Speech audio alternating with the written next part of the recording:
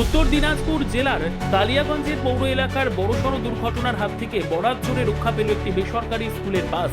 এই ঘটনার জেরে ব্যাপক চাঞ্চল্য ছড়ালো এলাকায়। ঘটনাটি ঘটেছে সোমবার সকালে কালিয়াগঞ্জের হাসপাতাল রোডের অগ্নিবীণা ক্লাবের পাশে। স্কুল বাসে 15 থেকে 20 জনের মতো পড়ুয়া থাকলেও বরাত জোরে কারো কোনো কিছু হয়নি।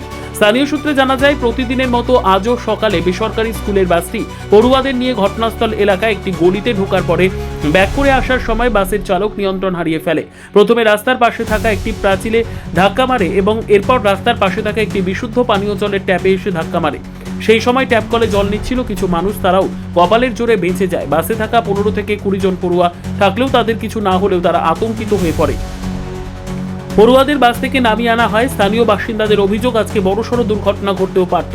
প্রশাসনের উচিত স্কুল বাসগুলির দিকে একটু নজর দেওয়া, তারা বেশি পুরনো গাড়ি ব্যবহার না করে এবং গাড়িগুলি রক্ষণাবেক্ষণ ঠিকভাবে করে। অপরদিকে গাড়ির চালক রাধাকান্ত সরকার বলেন, গাড়িটি ব্যাক করার সময় গাড়ির গিয়ার ফেঁসে যায় বলেই এই ঘটনা ঘটে।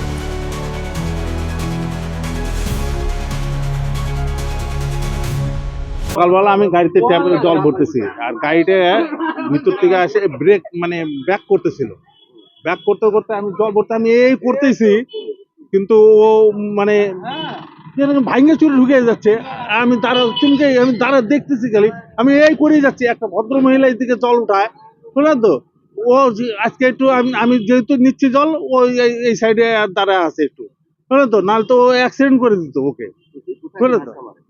ধাক্কাটা মারে হচ্ছে ট্যাপে, আমাদের জল ইয়েতে না পাখির ওইখানে হ্যাঁ ভাঙছে তাহলে। হ্যাঁ তো ব্রেক ফেল বলে বলতেছে, কিন্তু ব্রেক ফেল হলে এতগুলো বাচ্চা নিয়ে কি করে মারলো গাড়িটা, শোনেন তো। ব্রেক ফেল তো আজকে হঠাৎ করে হয় নাই, নিশ্চয়ই ওর আগে থেকে ডিস্টার্ব ছিল। গিয়ারটা ফাঁসে গেছিল, গিয়ারটা ভাইসে গেছিল। ফাঁসে গিয়ে যাওয়াটা মিটার ধরছে না, বাস হচ্ছে আর কিছু তো প্রথমে কোথায় ধাক্কা মারছিলেন? ধাক্কা মারিনি কোথাও, ওই যে পাঁচিরটা তো ভেঙেছেন। না না ব্যাক করতে লাগে ব্যাক। আচ্ছা, বাস ওইটুকুই। ওই তো এই গাড়িটা দেখাচ্ছে প্রচুর পুরনো বয়স। সে পুরোনো বয়স হতে পারে গাড়িটা।